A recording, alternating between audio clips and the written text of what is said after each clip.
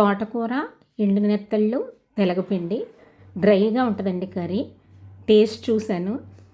మనం అనుకున్నంత గొప్పగా అయితే ఏమీ లేదు కానీ యావరేజ్గా ఉంది. ఈ ఒక్క కూరతోటే సరిపెట్టకండి. దీంతో పాటు చారు కానీ, మజ్జిగ పులుసు కానీ, పప్పుచారు కానీ చేసుకోండి. ఇదిగోండి ఫైనల్గా కర్రీ అయితే ఇలా ఉంది. చూడడానికి మాత్రం చాలా కలర్ఫుల్గా ఉంది.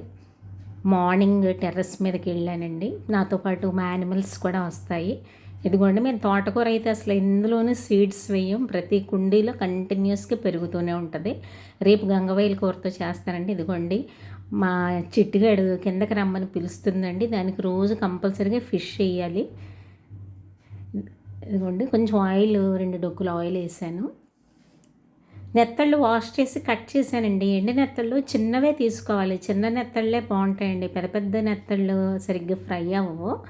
మంచి డ్రై అంటే బాగా మంచి రంగు వచ్చేలాగా వేయించాలి. అంటే క్రిస్పీగా అయిపోవాలి.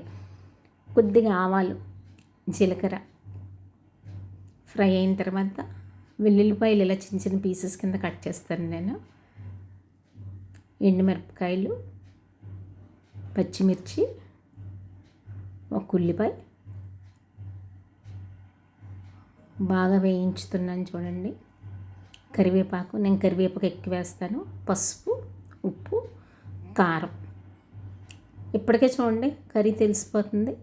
తోటకూర మన ఇష్టం అండి. అంటే ఇంట్లో ఉన్న జనాలను బట్టి నేనైతే ఒక 2.5 గుప్పిళ్ళు అయింది.